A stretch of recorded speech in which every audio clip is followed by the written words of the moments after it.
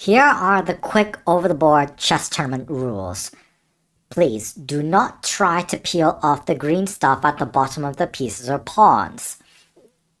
If you have to know what's under there, it's usually hollow under there so that manufacturers can put weights in under there if they wanted to before they ship out the stuff. It is usually hollow because most chess pieces are budget tier, and if you want to upgrade the pieces, that's the easy way to do it is to just put weights under it.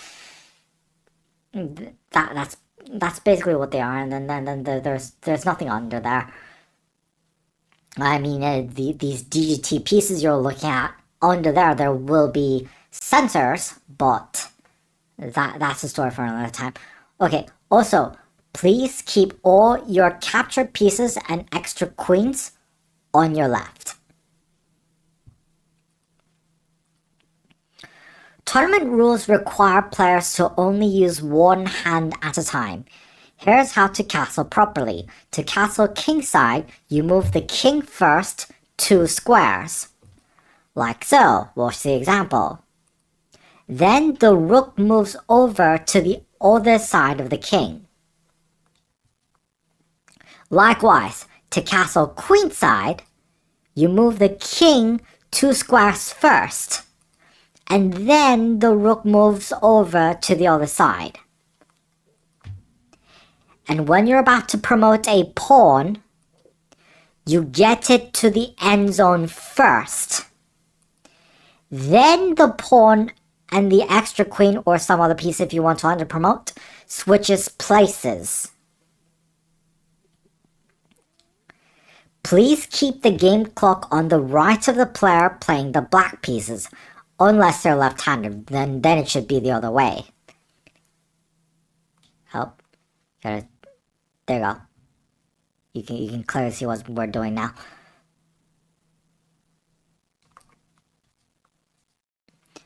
And at the end of every game, you take a photo of the game's position where the last move was made. Make sure you mark on both score sheets whether it was 1-0, white wins, half and half, draw, or 0-1 if black wins. More on using score sheets in a bit. Then you take both kings from that position and do this. Notice in all 3 of these as to which colored squares the kings stand on. Here's what it should look like in a draw. If white wins, it should look like this. Both kings on the light central squares to indicate that white won. If black wins, likewise, both kings being on dark central squares will indicate that black won the game. Quick notation rules. Pawn moves are usually just marked by the square it lands on, e4, e5, e6, etc. For black, it would be e5, e4, e3, e2, etc. If a pawn takes something, you write the file it started with, then an X, then where it landed on. For example, d takes e5.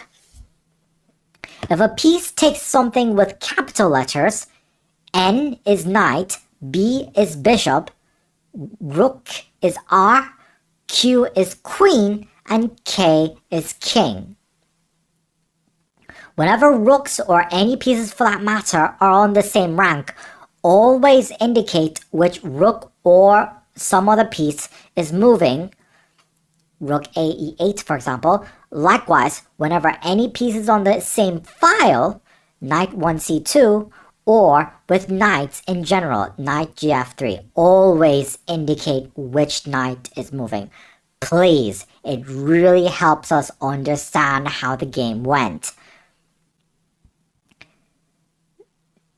O-O means you castle kingside.